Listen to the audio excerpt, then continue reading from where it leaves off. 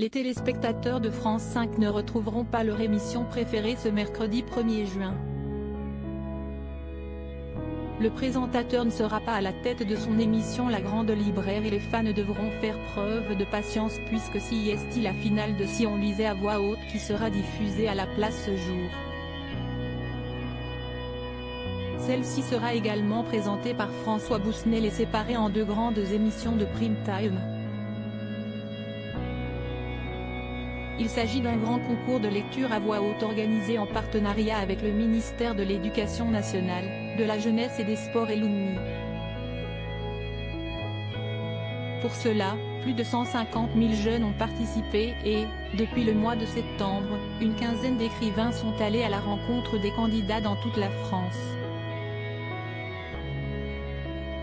Chaque semaine, une vidéo était diffusée dans l'émission La Grande Librairie et les finalistes vont donc s'affronter lors de cette soirée. Pour cette grande finale, il y a d'un côté les collégiens. Les finalistes sont Corentine Bollusser-Afra, élève de 3e, Elliot Bonduel, en 6e, Roxane Capaccini, 6e également, François Renard, 3e et pour finir, Margot Theriot, une élève de 4e. Ils feront face à un jury composé de Rachida Brakni, une actrice et metteur en scène française. Il y aura aussi François Berléand, un grand comédien de théâtre et de cinéma. Clara Dupont-Moreau, une femme de lettres et journaliste puis Cécile Coulon, une romancière qui participe à l'émission pour la 3e fois. Lequel parviendra-t-il à se démarquer et à remporter cette grande finale?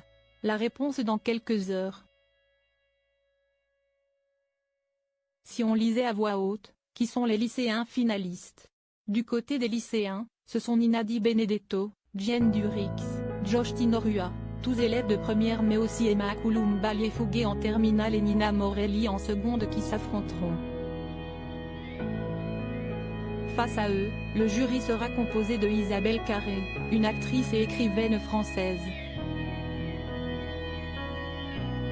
Il y aura aussi Daniel Pénac, un grand écrivain français, Annick Cogent qui est l'une des grandes signatures de la presse française, grand reporter au journal Le Monde, autrice de plusieurs livres puis Éric Emmanuel Schmitt, un romancier, dramaturge, metteur en scène et comédien.